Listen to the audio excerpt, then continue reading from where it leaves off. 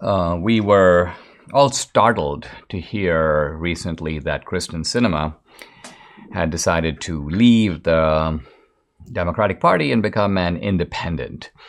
And I've talked about why she might do that and what she might be up to.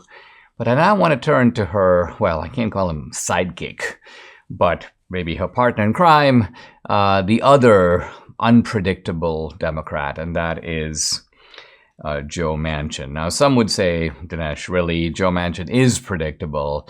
He always flirts with the right. In fact, he goes and raises money in places like Texas with right-wing sources and right-wing billionaires. And then he cuts some sort of a deal at the last minute with the Democrats. And he did this with the Build Back Better. So even though he scaled a very bad bill that was $3.5 trillion down to $1.5 trillion, you got to give him credit for doing that. Nevertheless, he ended up sort of succumbing and signing that very expensive and still wasteful bill. So this is Joe Manchin. This is how he is, and this is what he is. Well, Joe Manchin is facing a very precarious situation now in West Virginia. He's up for re-election in 2 years. Now, it has to be said that he was opposed by a pretty good candidate in 2018, and he managed to pull through. And so you can't underestimate Joe Manchin. Joe Manchin has shown that even in a red state, West Virginia, by the way, used to be reliably Democratic all the way in certainly the second half of the 20th century. It's only started moving into the conservative camp, into the Republican camp after that, but it's now Trump country.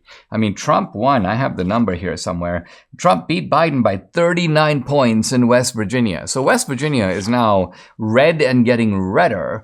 And a guy like Joe Manchin should have no chance in West Virginia. Now, as I say, he proved the doubters wrong in 2018, in part by saying, hey, I'm a really likable guy. I'm Mr. West Virginia. My opponent is a flawed candidate.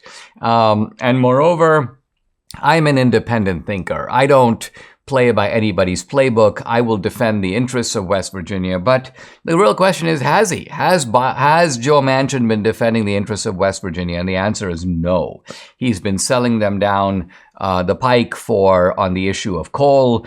He has been allowing the Democrats, who are the deadly enemies of the interests of West Virginians, to run roughshod or to run amok. And so he doesn't deserve to be reelected. And the question is, does he know that? Already candidates are jumping into the race against him. So Congressman Alex Mooney, actually a guy I know from my days in D.C., Alex Mooney has decided I'm in.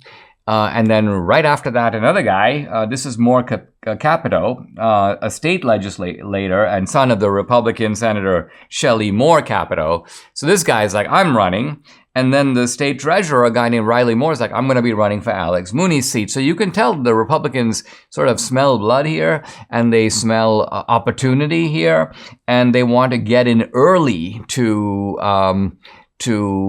start beating the drums and building what they will need. I mean, the Republicans are going to need a big war chest because Manchin does have money. In fact, ironically, in the last few years, he's raised some money right of center by Republicans who have basically been, you can almost say, trying to encourage Manchin to be a block on the Democrats. And to some degree, as I said, he has. Now, the big elephant in the room, so to speak, in West Virginia is none other than the current governor. This is Jim Justice.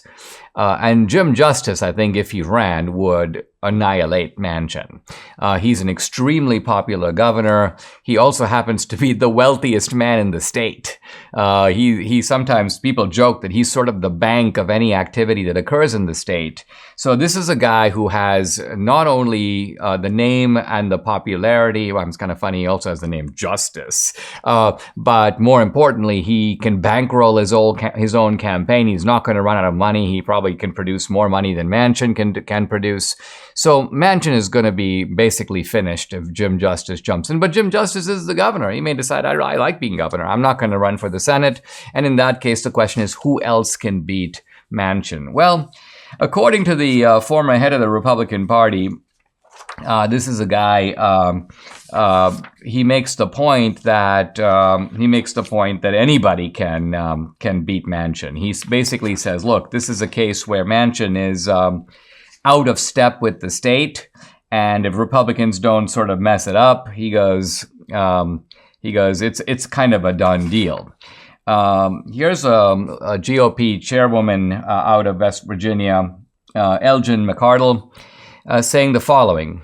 In West Virginia, she says, we hold 31 of 34 state Senate seats. We have 88 of 100 delegate seats. We have every Board of Public Works seat. We have both congressional seats. The only seat we don't have is Manchin's.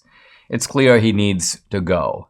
The question is, will Manchin realize this and realize that the best way to protect himself, the best way for him to stay in the Senate, his best chance at survival is to become a Republican?